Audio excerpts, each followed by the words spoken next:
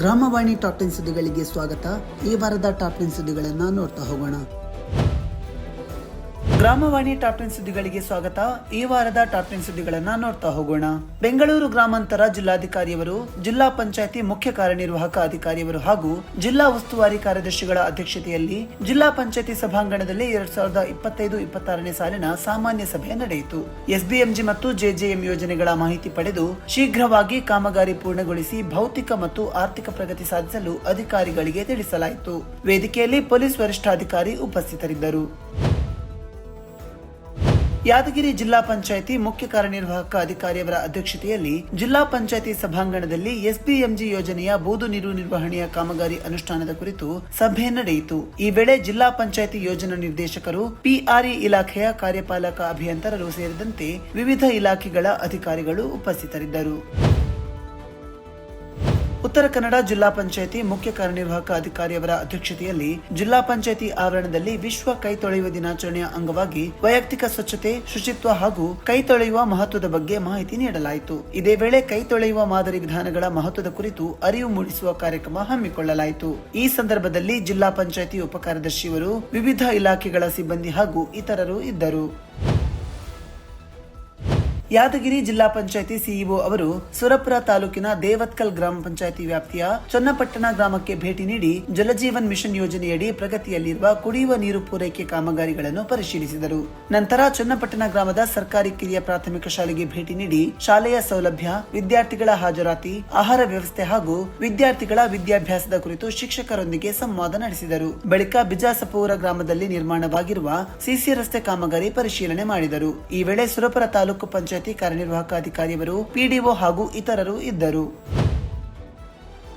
ಸುಸ್ಥಿರ ಮುಟ್ಟಿನ ನೈರ್ಮಲ್ಯಕ್ಕಾಗಿ ಬೃಹತ್ ಮಟ್ಟದಲ್ಲಿ ಮುಟ್ಟಿನ ಕಪ್ ವಿತರಣಾ ಕಾರ್ಯಕ್ರಮದ ಪೂರ್ವಭಾವಿ ಸಭೆಯನ್ನು ಮಂಡ್ಯ ಜಿಲ್ಲಾ ಪಂಚಾಯತಿ ಮುಖ್ಯ ಕಾರ್ಯನಿರ್ವಾಹಕ ಅಧಿಕಾರಿಯವರ ಅಧ್ಯಕ್ಷತೆಯಲ್ಲಿ ಜಿಲ್ಲಾ ಪಂಚಾಯತಿ ಮಿನಿ ಸಭಾಂಗಣದಲ್ಲಿ ಹಮ್ಮಿಕೊಳ್ಳಲಾಯಿತು.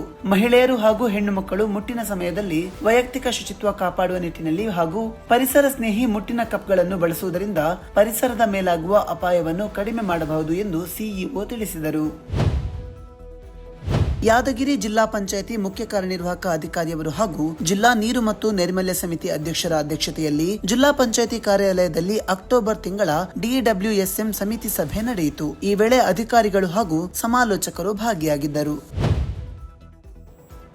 ಬಾಗಲಕೋಟೆ ತಾಲೂಕಿನ ಸೀಮಿಕೇರಿ ಗ್ರಾಮದಲ್ಲಿ ತಾಲೂಕು ಪಂಚಾಯತಿ ಕಾರ್ಯನಿರ್ವಾಹಕ ಅಧಿಕಾರಿಯವರು ಮನೆ ಮನೆಗೆ ಭೇಟಿ ನೀಡಿ ವೈಯಕ್ತಿಕ ಮತ್ತು ಸಮುದಾಯ ಶೌಚಾಲಯ ಬಳಕೆ ಕುರಿತು ಗ್ರಾಮೀಣ ಜನರಿಗೆ ಅರಿವು ಮೂಡಿಸಿದರು. ವೈಯಕ್ತಿಕ ಶೌಚಾಲಯ ಬಳಕೆ ಮಾಡದಿರುವ ಫಲಾನುಭವಿಗಳಿಗೆ ಬಳಕೆ ಮಾಡುವಂತೆ ನೋಟಿಸ್ ನೀಡಲಾಯಿತು. ಇದೇ ವೇಳೆ ಗ್ರಾಮದಲ್ಲಿ ಸಾರ್ವಜನಿಕರ ಸಮಸ್ಯೆ ಮತ್ತು ಕುಂದುಕೊರತೆಗಳ ಕುರಿತು ಪರಿಶೀಲನೆ ಮಾಡಲಾಯಿತು. ಗ್ರಾಮದಲ್ಲಿ ಚರಂಡಿ ರಸ್ತೆಗಳನ್ನು ಸ್ವಚ್ಛಗೊಳಿಸಿ ನೀರಿನ ವ್ಯವಸ್ಥೆ ಕಲ್ಪಿಸಲು ಪಂಚಾಯತಿ ಅಭಿವೃದ್ಧಿ ಅಧಿಕಾರಿಗಳಿಗೆ ಸೂಚಿಸಿದರು. ಈ ವೇಳೆ ಗ್ರಾಮ ಪಂಚಾಯತಿ ಅಧ್ಯಕ್ಷರು, ಸದಸ್ಯರು ಮತ್ತು ಜಿಲ್ಲಾ ಎಸ್ಬಿಎಂ ಐಇಸಿ ಸಂಯೋಜಕರು ಸೇರಿದಂತೆ ಇತರರು ಇದ್ದರು.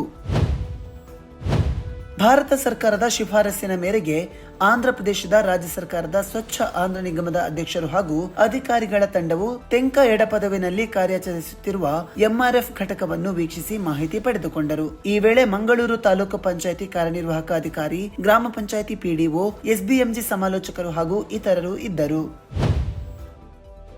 ಜಿಲ್ಲಾ ಪಂಚಾಯತಿ ಉಪ ಕಾರ್ಯದರ್ಶಿಗಳು ಹಾಗೂ ಎಸ್ಬಿಎಂಜಿ ಜಿಲ್ಲಾ ನೋಡಲ್ ಅಧಿಕಾರಿಗಳ ಅಧ್ಯಕ್ಷತೆಯಲ್ಲಿ ಜಿಲ್ಲೆಯ ವಿವಿಧ ಗ್ರಾಮ ಪಂಚಾಯತಿಗಳ ಸಂಜೀವಿನಿ ಒಕ್ಕೂಟದಿಂದ ಸ್ವಚ್ಛವಾಹಿನಿ ಚಾಲಕಿಯರ ತರಬೇತಿಗೆ ಆಯ್ಕೆಯಾಗಿರುವ ಸದಸ್ಯರೊಂದಿಗೆ ಪರಸ್ಪರ ಚರ್ಚೆ, ಅನಿಸಿಕೆಗಳನ್ನು ಹಂಚಿಕೊಳ್ಳಲಾಯಿತು.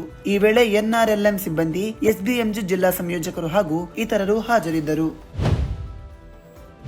ಬಂಟ್ವಾಳ ತಾಲೂಕಿನ ಪುದು ಗ್ರಾಮ ಪಂಚಾಯಿತಿಯು ಹೆದ್ದಾರಿ ಬದಿಯ ತ್ಯಾಜ್ಯದ ರಾಶಿಗೆ ಮುಕ್ತಿ ಕೊಡಲು ಪರಿಣಾಮಕಾರಿ ಕ್ರಮ ಕೈಗೊಂಡಿದೆ. ಗೊಳಪಟ್ಟ ಸೇವಾಂಜಲಿ ಸಭಾಭವನದಿಂದ ಕಡೆಗೋಳಿ ದ್ವಾರದವರೆಗೆ ರಸ್ತೆ ಬದಿಯಲ್ಲಿ ರಾಶಿ ಹಾಕಿರುವ ಕಸದ ರಾಶಿಯು ಗ್ರಾಮ ಪಂಚಾಯತಿಗೆ ಸವಾಲಾಗಿತ್ತು. ಈ ಸಮಸ್ಯೆಗೆ ಶಾಶ್ವತ ಪರಿಹಾರದ ಭಾಗವಾಗಿ ಕೋಡಿಮಜಲು ತೇವು ಎಂಬಲ್ಲಿ ತ್ಯಾಜ್ಯ ವಿಲೇವಾರಿ ಘಟಕ ನಿರ್ಮಾಣ ಕಾಮಗಾರಿಗೆ ವೇಗ ನೀಡಲಾಗಿದೆ. ಕಾಮಗಾರಿ ಸ್ಥಳಕ್ಕೆ ಗ್ರಾಮ ಪಂಚಾಯತಿ ಅಧ್ಯಕ್ಷರ ನೇತೃತ್ವದಲ್ಲಿ ನಿಯೋಗ ಭೇಟಿ ನೀಡಿ ಪರಿಶೀಲನೆ ನಡೆಸಿತು.